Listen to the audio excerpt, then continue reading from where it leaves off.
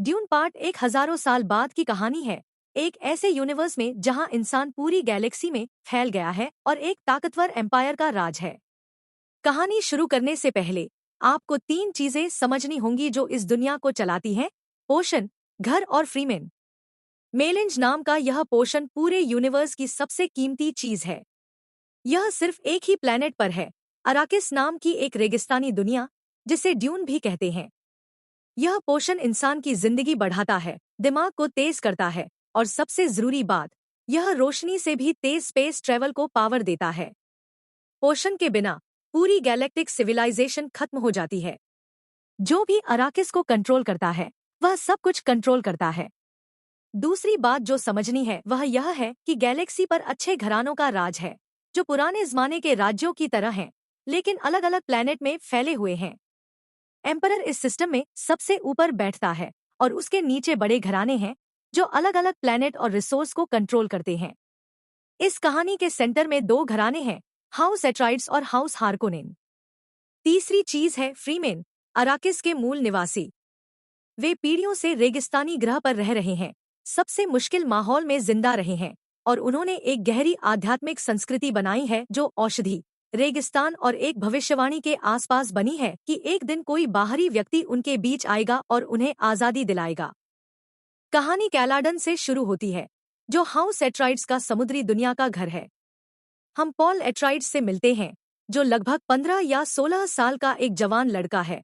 Duke लेटो एट्राइड्स और उसकी partner lady Jessica का इकलौता बेटा है।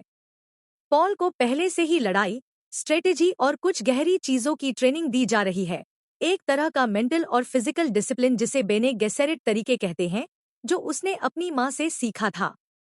लेडी जेसिका बेने गेसेरिट की मेंबर है, जो उन औरतों का एक पुराना और सीक्रेट ग्रुप है जिन्होंने हजारों साल ध्यान से इंसानों को ब्रीड करके एक ताकतवर जीव बनाया है जिसे क्विसार्ट्स हेडेरा कहते हैं, एक सुपर बीइंग जिसमें समय और जगह के पार देखने की काबिलियत है।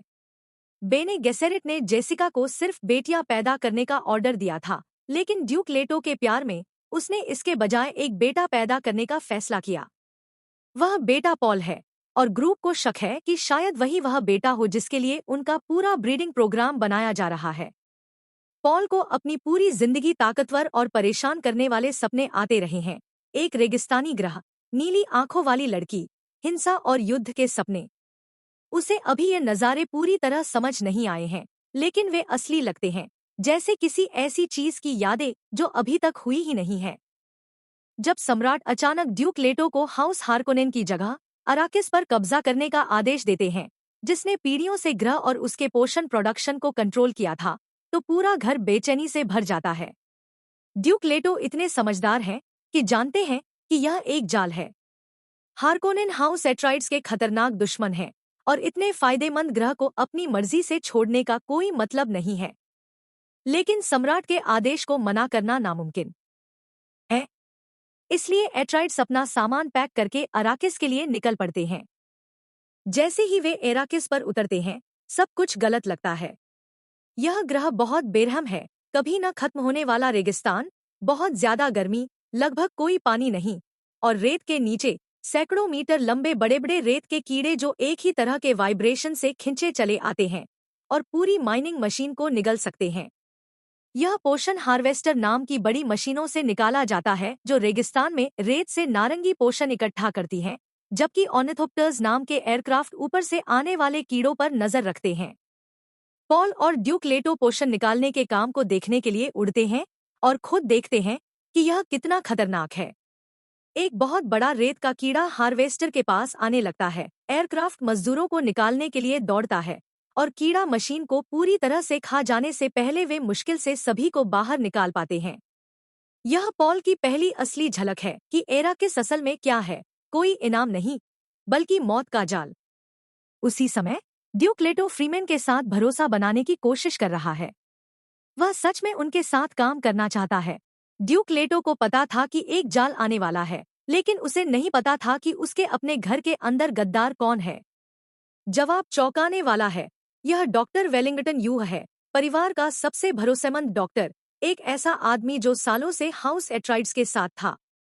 हार्कोनेंस ने यू की पत्नी को पकड़ लिया था और उसे ड्यूक को धोखा देने के लिए मजबूर करने के लिए उसका इस्तेमाल कर रहे थे।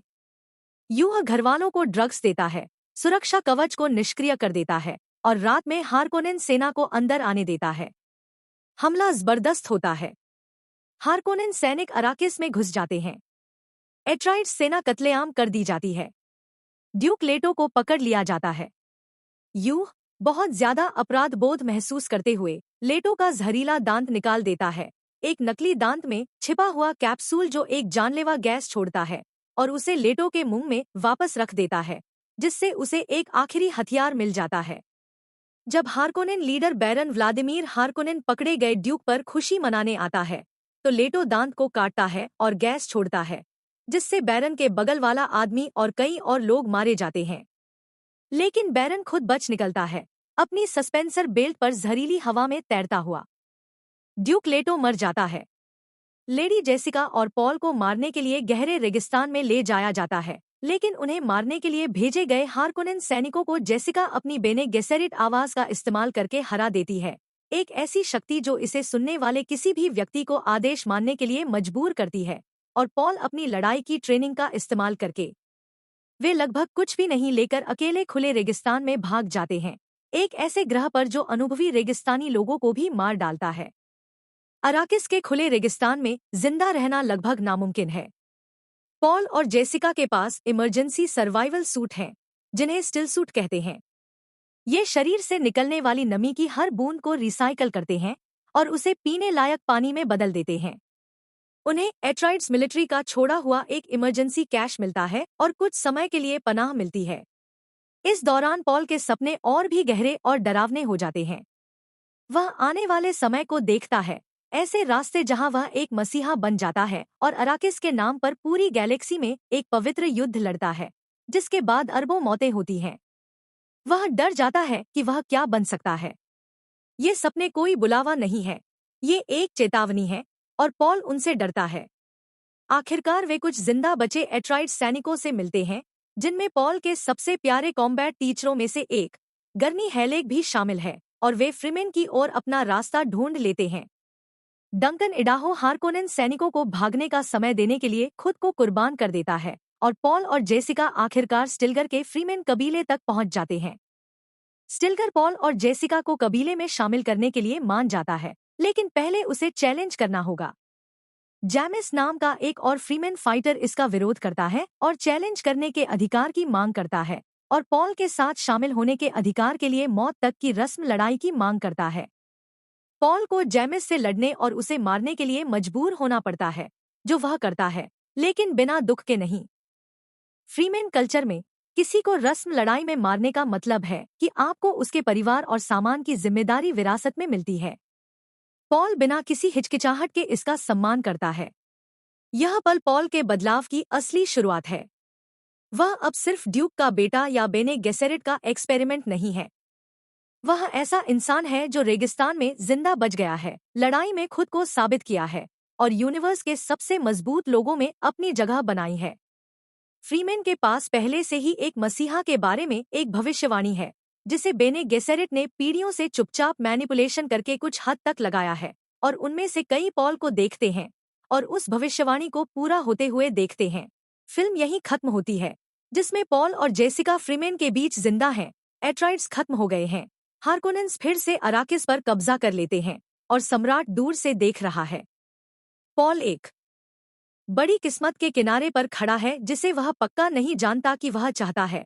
खुले रेगिस्तान को देख रहा है, उसके बगल में चानी है, और भविष्य शानदार और भयानक अभी भी आगे है।